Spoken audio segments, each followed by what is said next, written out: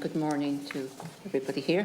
So I'll start with Department of Children, first of all, with a couple of questions there, and then I'll come to the Department of Education. So on Department of Children, disability services for children is a huge issue that's been highlighted all the time. And I know you've outlined some measures that you're taking to try and address the problem, and we know it's a shortage of staff.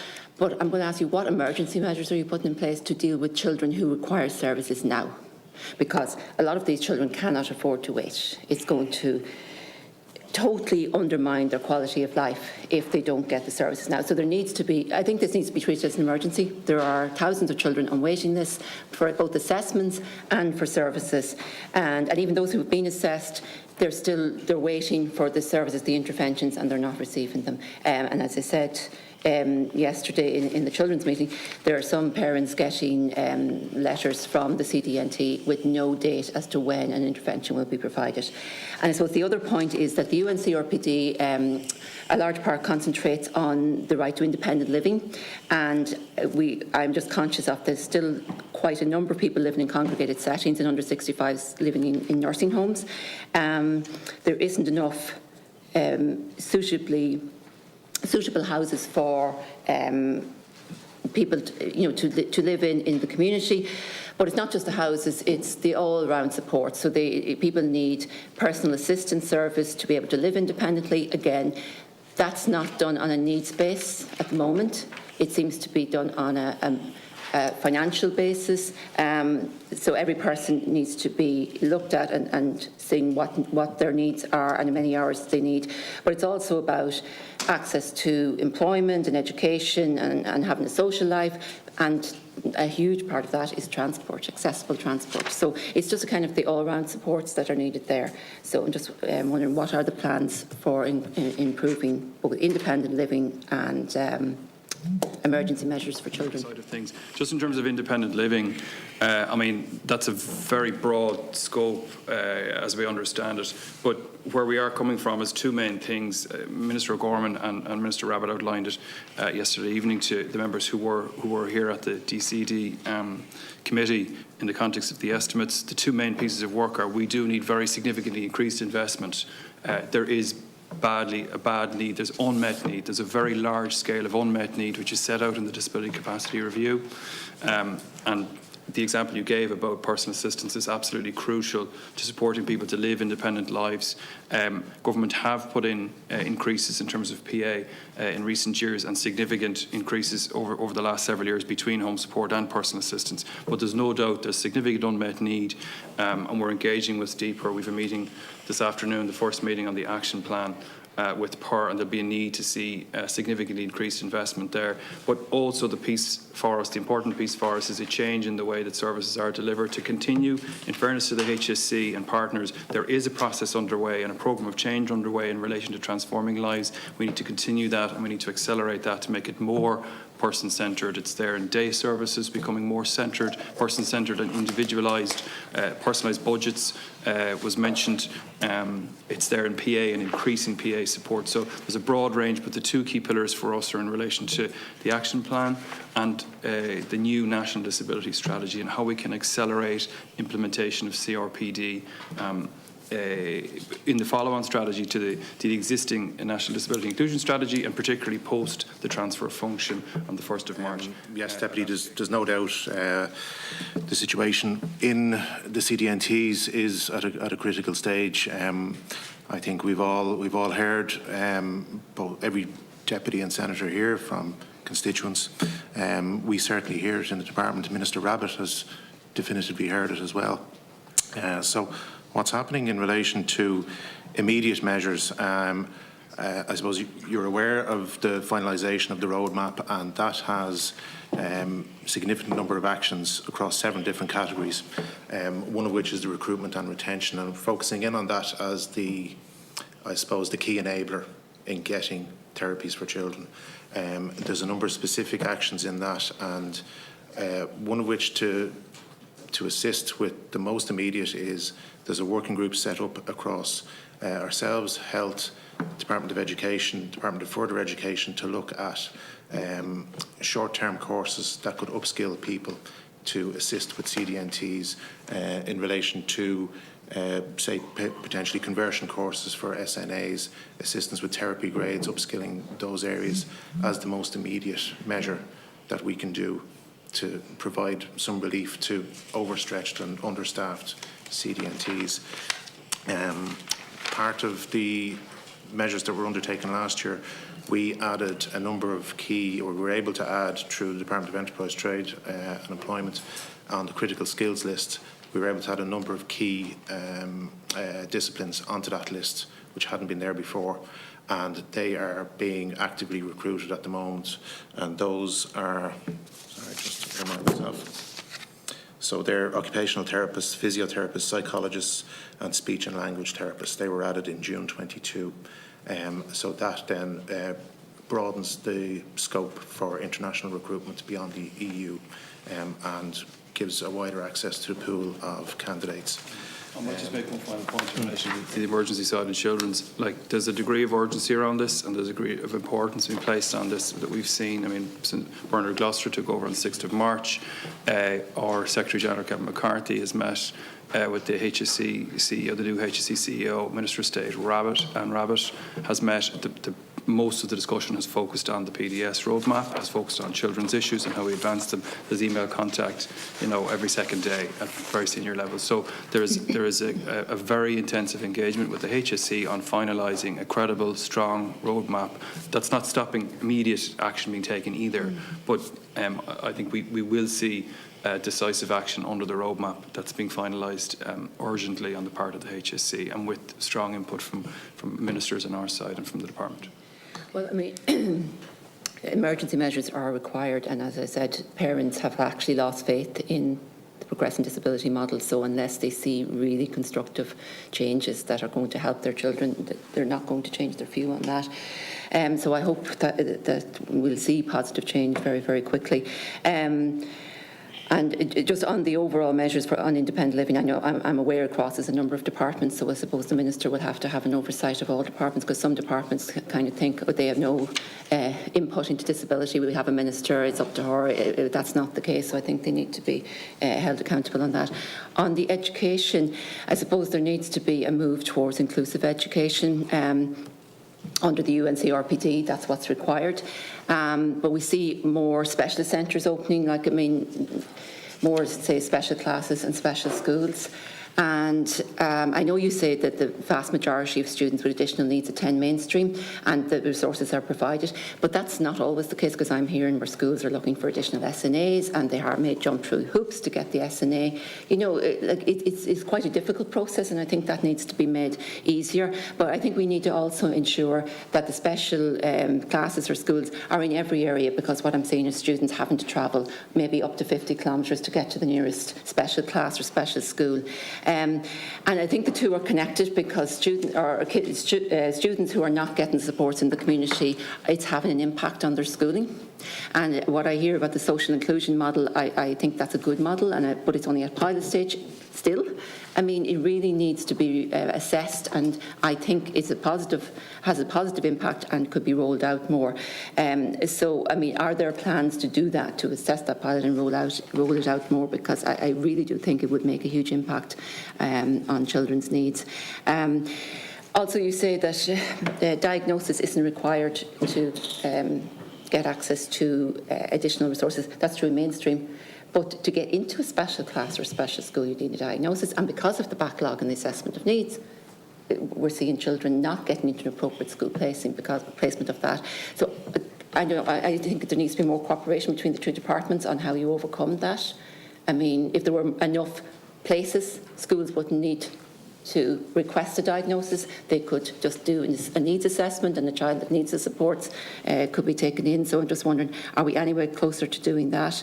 And then just on restraint guidelines and the use of restraint in schools. I mean, I've heard some harrowing stories on the use of restraint in schools and the use of seclusion. I think seclusion should be banned outright, and the restraint teachers and principals need guidelines on when and how they should use restraint, and it should only be to protect the child or protect others. So I'm just wondering, are those guidelines finalised? I know there's work being done on, but I think that was in 2019. We're now 4 years on, and no sign of those. So thank you. And thank you very much. Thank you, Deputy. I'll just cover one or two of them and I might hand over to some of my colleagues for the others. Just in relation to the children travelling to special schools and classes and the provision of additional special schools, classes and places, I think we've been very conscious of that over the recent years, that there hasn't been enough special school and special class places. For the last 2 years, we've been doing very intensive engagement with the Planning and Building Unit within the Department of Education and with the NCSE. The net result of that, I think, is that we envisage that we're going to continue to open the same level of special classes at primary as we have over the last 3 years. We're going to need to double the special class provision at post-primary over the next 3 years. And we have opened, as I say, 7 new special schools. The idea there is that we will have a better geographic spread. Back in October, the Minister and the Department wrote to all post-primary schools to say that all post-primary schools would be required to take special classes in the coming years. And as I say, the work that we're doing is to ensure that is a good spread across the country, for the very reason that we don't want people to travel. I might just, if that's okay, I suppose that's just giving the broad guidelines just in terms of and I think you will start to see the opening of those new special classes across the country, because so many new ones have opened for September 22 and will again for September 23. Just in relation to the SNA allocation, there will be almost 20,000 special needs assistants in our school system across the special schools, special classes. I think the important thing to mention there is that there is an exceptional review process. I might just ask my colleague Frank just to talk a little bit about how that has been managed in schools and how we've tried to streamline it. And separately, I might just ask my colleague Brendan just to talk to you a little bit about how we support positive behaviours in schools and also the work that we're doing on the restraint guidelines. Just on the SNA allocations, I suppose firstly, actually the circular has issued this morning this year for the allocations for September. So we've been talking to schools and stakeholders. We got it out a month earlier than last year, and we continue to kind of work on streamlining it as much as possible. In mainstream and across the board, we've seen over 1,000 SNAs per year additional into the system over the last 3 years. So there is a lot of new SNAs going into it. We are working with the NCSE in terms of the streamlining of the review process, because I think that's, as you point out, that's kind of a critical point in terms of being able to access the resources in a kind of the most efficient way possible. So there has been some move towards that since last year, and it's meant more reviews were able to take place. But again, in terms of looking forward to next September, and we've been talking to some of the schools, maybe with the new and developing posts, especially where there's a need. And we're looking to streamline that process further with the NCSE. So we've been in discussions with the management bodies about that and with the NCSE. Guidelines, you're absolutely right. There are huge challenges for young people associated with having to travel significant distances. And I think what it highlights for us is the importance of building capacity of all schools to meet the needs of children with more complex education needs. And that's the fundamental principle upon which the SIM programme is based. So SIM is about developing teacher capacity. It's about including all students in school provision. It is operating, as you know, on a pilot basis in 75 schools in the CHO7 area. But the concept or notion of scaling it to national level is one that we're exploring. I mean, as recently as yesterday afternoon, I had a meeting with the NCSE around this. But there's a huge contextual piece for us in that, and that is we simply don't have a ready-made supply of language therapists, occupational therapists, or indeed psychologists to fulfil what would be required if you were to scale it up to national level. And that's not unique to Ireland, by the way. I'm on the board of the European Agency for Special Needs and Inclusive Education, and at a recent meeting it was the topic of discussion for every country. Therapists simply don't, in the numbers that you would want, they simply don't exist. But the notion of scaling SIM to the national level in order to build the capacity of schools, to build the capacity of teachers, is certainly on our agenda. It's certainly something that we would like to develop, but it is going to take time. And as the colleagues from Children's were talking about, there is work going on in respect of building the workforce in that area. So It's not going to happen in the immediate future. In the meantime, there was an NCSE held a showcase event for schools that are participating in the SIM a while back in Naas, and it just showed how positive an intervention it is when schools feel that they have their capacity built to meet the needs of children from a more informed perspective. It's not that SLTs and OTs have all the answers, but it's that notion of collaborative engagement, building the capacity of teachers, and that's what we want from that work. In respect of the behaviour guidance, the first thing I'd say is that everything that the department has done over many years in respect of behaviour has been situated in supporting positive behaviour, developing school culture, a positive school climate. And if you go back all the way, now they are dated, the 08 guidelines on codes of behaviour, they're situated in that space. They're currently being updated by TUSLA's Education Support Service. But all of the other materials and documents that have been put out into the system, the NEPS guidelines on students with emotional behaviour difficulties, the well-being framework, it's all located in that area of positive engagement, developing school culture. Early intervention has been really, really important. But there are circumstances, and we do recognise that there are circumstances, everything else having been tried, there are some situations that will require an intervention as a measure of last resort. And you referenced seclusion and you referenced restraint. We have guidelines almost ready to go. We had a stakeholder consultation on the guidelines last week. It was a very positive engagement. There's an enormous amount of work that has gone into the development of the guidelines. We've involved schools in that process. We've involved school principals working in special school contexts, not in mainstream contexts, and so on, in respect of the guidelines and what they will say around these issues. And we're very clear that seclusion is not an appropriate measure in any circumstance, and that's made very, very clear in the guidelines when they will be published. Under no circumstances should schools use seclusion as a measure or as an intervention to manage behaviour. It is always negative and should therefore never ever be used.